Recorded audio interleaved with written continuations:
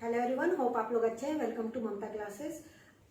आज हम लोग वैल्यूएशन ऑफ गुडविल का फर्स्ट मेथड समझेंगे। फर्स्ट मेथड में है average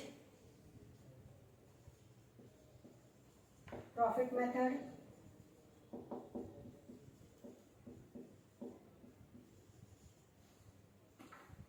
age per this method goodwill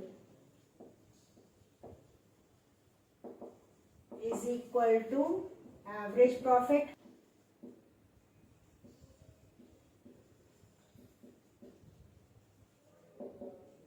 into number of years purchase.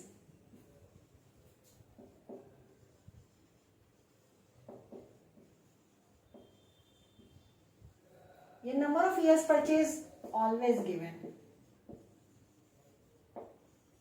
Question में दिया रहता है, टेंशन नहीं लेना है। तो जो भी एवरेज प्रॉफिट आएगा उसको हम मल्टीप्लाई कर देंगे with the number of years purchase. Say for instance average profit given is 2 lakh और number of years purchase is 2, तो goodwill is equal to 2 lakh into 2। ये हमारे बिजनेस का गुडविल वैल्यू करके आ गया। अब जब एवरेज प्रॉफिट निकालने की बात आती है तो जैसे किसी चीज का हम एवरेज करते हैं वैसे ही निकालेंगे। मान लीजिए आपको 3 साल के प्रॉफिट का एवरेज करना है, तो 3 साल का प्रॉफिट गिवन रहेगा, तीनों साल के प्रॉफिट को ऐड कर देंगे, 3 से डिवाइड कर दीजिए, आ गया आपका एवरेज प्रॉफिट। तो average profit is equal to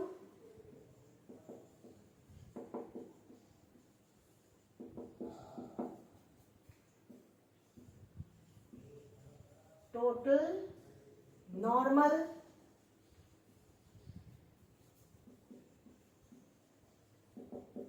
profits of past number of years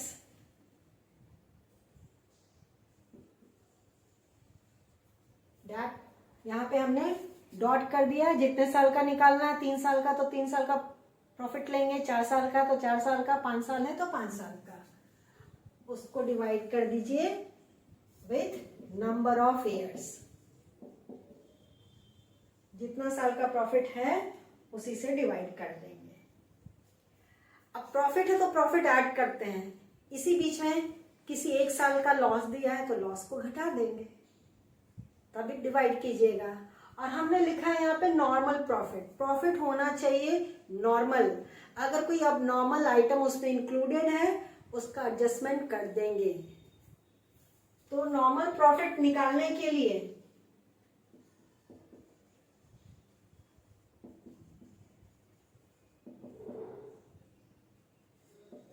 actual profit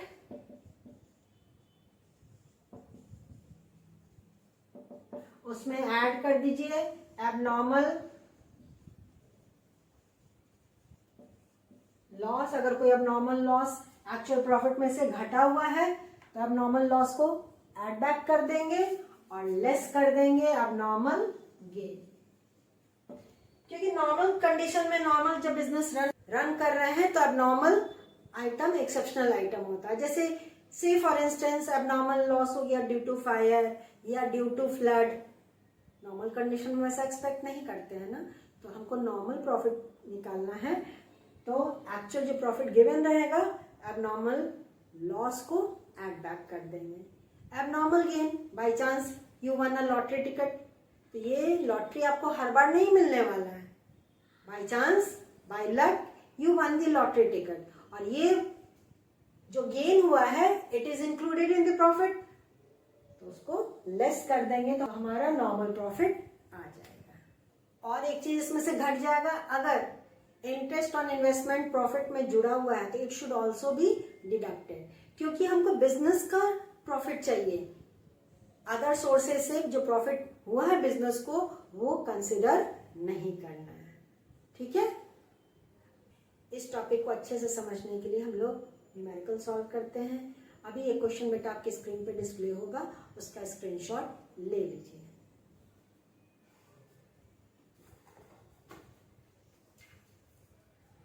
let's start with the question. Calculate goodwill of the firm on the basis of 3 years purchase. Number of year purchase is 3. This is the multiplying factor of the average profit of last 5 years.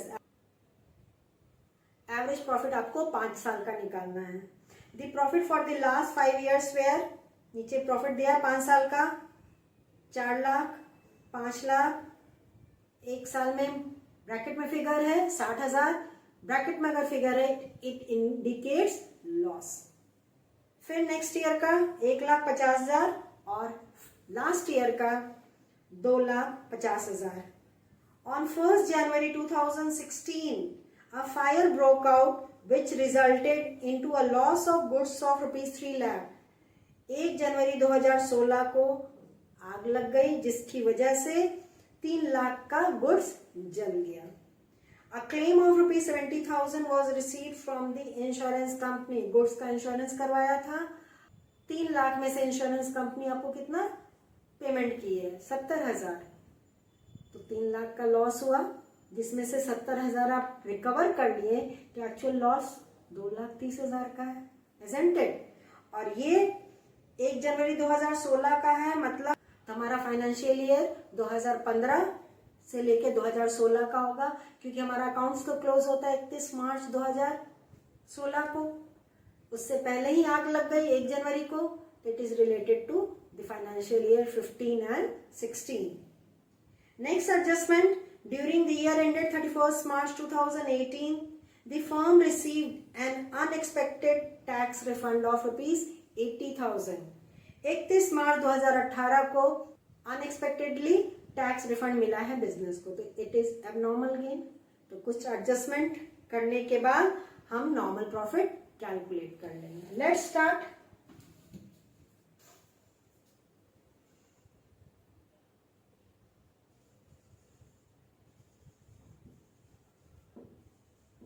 Calculation of normal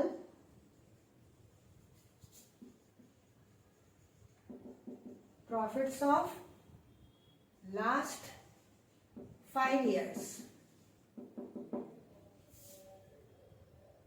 2013-14 का कोई adjustment नहीं है. जो given profit है वही लिख देंगे 4 लाख रुपया.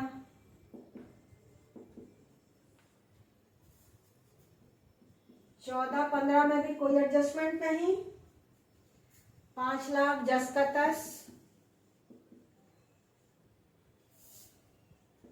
15-16 आग लगी थी जिसकी वजह से 3 लाख का माल जला था और 70,000 मिल गया है. तो यहाँ जोड़ घटाव तो करना पड़ेगा. 15-16 में देखिए आपका 60,000 का घाटा दिया था तो माइनस उस पे अब normal loss 3 lakh add back कर दिए. ये जो आग लगने की वजह से हमारा माल जल गया था उसको जोड़ दिए और जो इंश्योरेंस कंपनी से रिकवर हुआ है उसको ऐड बैक कर दिए. तो -60 एंड -70 दोनों फिगर ऐड करके 3 लाख से लेस कर दीजिए. 1,70,000 पॉजिटिव फिगर हो गया. जो नेगेटिव फिगर था वो पॉजिटिव हो गया. देन 16 एंड 17 इसमें कोई एडजस्टमेंट नहीं है. जस्ट का तस जो फिगर गिवन है 1.5 लाख वही लिख देंगे. And last year 17 and 18 there was an abnormal gain. Given profit is 2,50,000. उसमें से अब नॉर्मल गेन 80,000 लेस कर देंगे.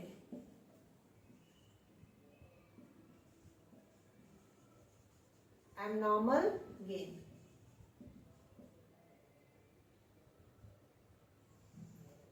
Final answer 1,70,000. सारे अमाउंट का टोटल कर दीजिए. 13,90,000. Average profit is equal to 13,90,000 और 5 साल का है प्रॉफिट ये तो divided by 5.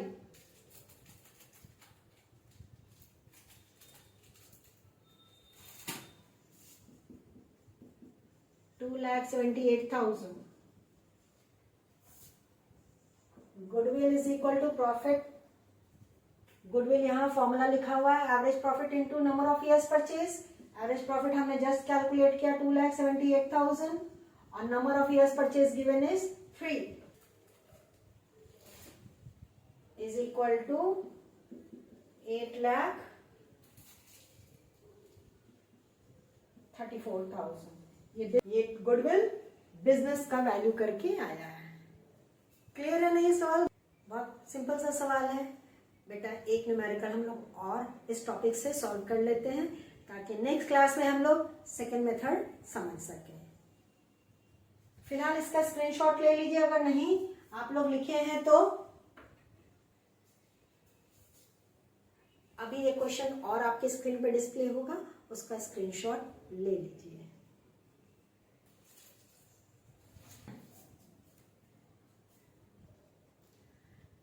Let's start with the question. A and B are partners sharing profits equally. दो पार्टनर्स है, प्रॉफिट शेयरिंग रेशियो इक्वल है. They agreed to admit C for equal share. नए पार्टनर C का admission हो रहा है और वो भी इक्वल पार्टनर के रूप में ही एडमिशन ले रहा है. For this purpose, goodwill is valued at 150% of the average annual profits of the last 5 years. Goodwill का वैल्यूएशन कैसे करना है बेटा? जो एवरेज एनुअल प्रॉफिट आ रहा है पिछले 5 साल का, उसका 150% गुडविल का वैल्यू होगा. प्रॉफिट्स वेयर 31 मार्च 2019 से लेके 31 मार्च 2023 तक का प्रॉफिट दिया हुआ है आपका, जिसमें से सेकेंड लास्ट ईयर में there is a loss of ₹20,000.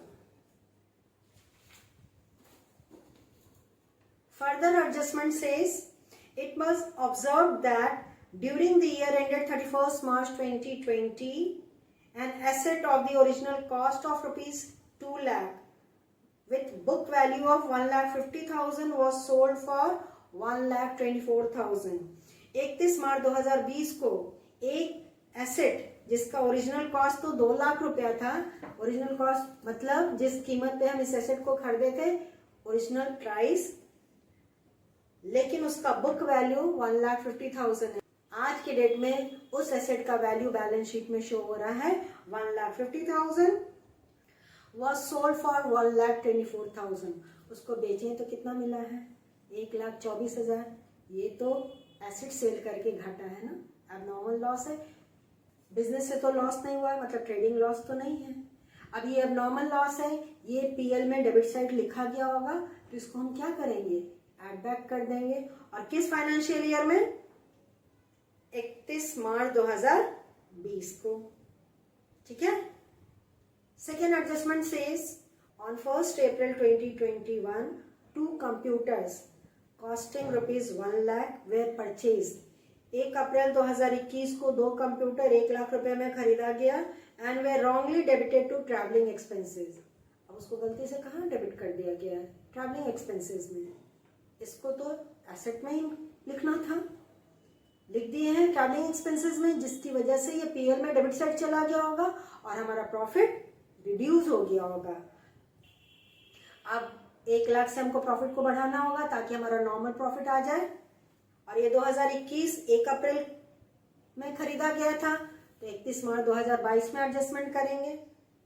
Depreciation on computers was to be charged at 20% per annum on written down value basis. अब एसेट है तो इस पर डेप्रिसिएशन भी चार्ज होगा, 20% का रेट है और रिटन डाउन वैल्यू मेथड आपको फॉलो करना है.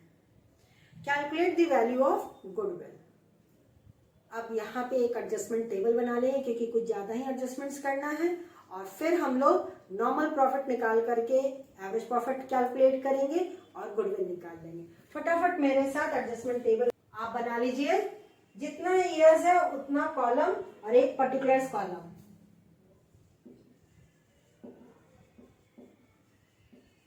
Adjustment table.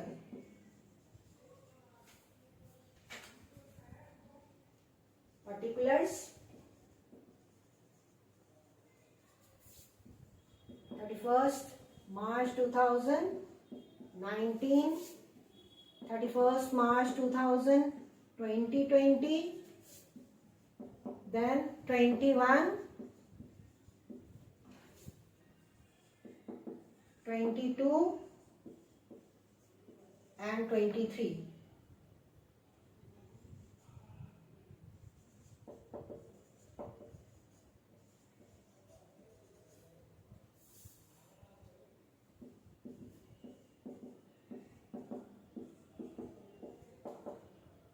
प्रॉफिट्स पहले लिख देंगे, ये पर्टिकुलर कॉलम हो गया बेटा प्रॉफिट्स। जो गिवन प्रॉफिट है उसको लिख दीजिए 40,000, 60,000, 1,00,000,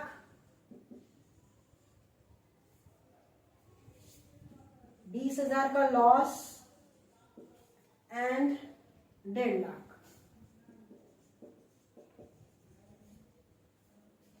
लॉस है तो हमने ब्रैकेट में फिगर लिख दिया है। पहला एडजस्टमेंट के अनुसार there is a loss on sale of fix asset, तो ये अब नॉर्मल लॉस है, इसको ऐड बैक कर देंगे। Add loss on sale of asset 2020, 31 March 2020, इस कॉलम में लिख देंगे क्योंकि it is related to 31 March 2020। Then computer purchase किए थे जिसको गलती से ट्रैवलिंग एक्सपेंसेस में लिख दिए, जिस वजह से मेरा प्रॉफिट घट गया होगा, तो इसको भी ऐड बैक कर देंगे। ऐड कॉस्ट ऑफ कंप्यूटर 1,00,000, 1 अप्रैल 2021 को परचेज हुआ था, तो फाइनेंशियल ईयर 31 मार्च 2022 वाले कॉलम में लिखा जाएगा, क्योंकि अकाउंट्स तो क्लोज हुआ होगा 31 मार्च 2022 को।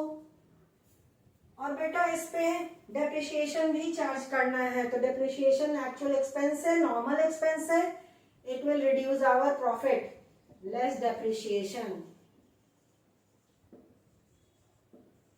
On computers.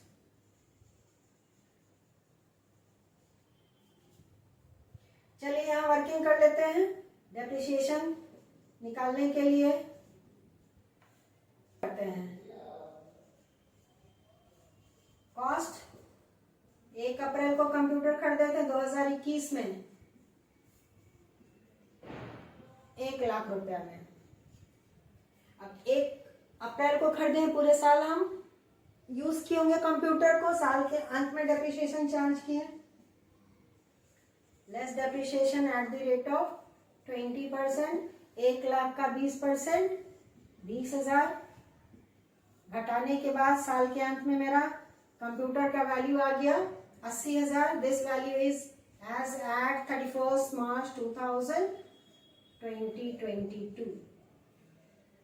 तो ये पहला साल डेप्ट चार्ज हुआ होगा इस फाइनेंशियल ईयर में, यानी कि 2021 से लेके 2022 तक वाले फाइनेंशियल ईयर।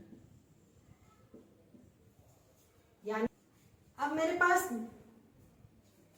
इसके आगे 1 साल का और फिगर दिया हुआ है, 1 साल का और प्रॉफिट दिया है। कंप्यूटर पे तो डेप्रिसिएशन तब तक चार्ज होगा जब तक कंप्यूटर का या तो वैल्यू निल ना हो जाए या हम उसको सेल ना कर दे एज ए स्क्रैप। फिलहाल मेरे पास 2 साल का ही डाटा है, तो 2 साल तो डेप्ट चार्ज करेंगे ना। तो नेक्स्ट ईयर में फिर से डेप्ट लेस कर दीजिए, less depreciation at the rate of 20%, 80,000 का 20%, 16,000। तो नेक्स्ट ईयर में डेप्रिसिएशन चार्ज हो जाएगा 16,000। अब हमारा एडजस्टेड प्रॉफिट, जो कि एडजस्टेड नॉर्मल प्रॉफिट है,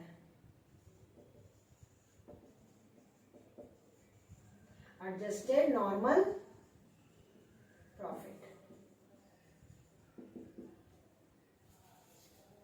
40,000, यहाँ 66,000, 1,00,000,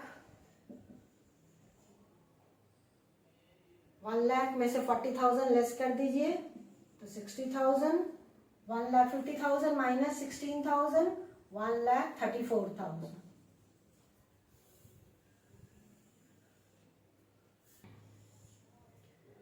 average profit is equal to 5 साल के प्रॉफिट को जोड़िए 40,000 plus 66,000 plus 1 lakh plus 60,000 plus 1,34,000 whole divided by 5 is equal to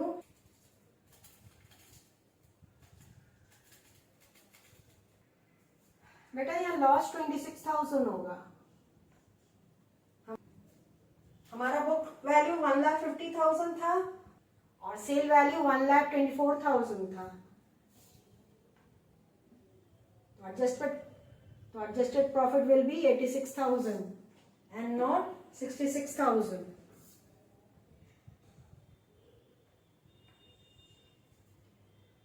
average profit निकालते हैं, 4 प्रॉफिट को जोड़ करके टोटल प्रॉफिट आ गया 4,20,000 होल डिवाइडेड बाई 5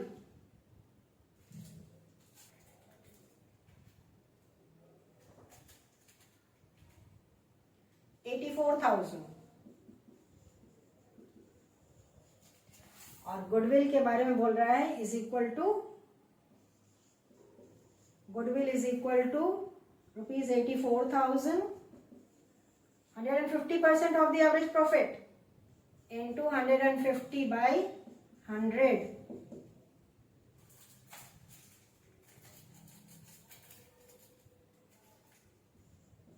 1,26,000। अब यहाँ पे नंबर ऑफ ईयर्स परचेज के बदले में परसेंटेज दिया था तो परसेंटेज से हमने मल्टीप्लाई कर दिया।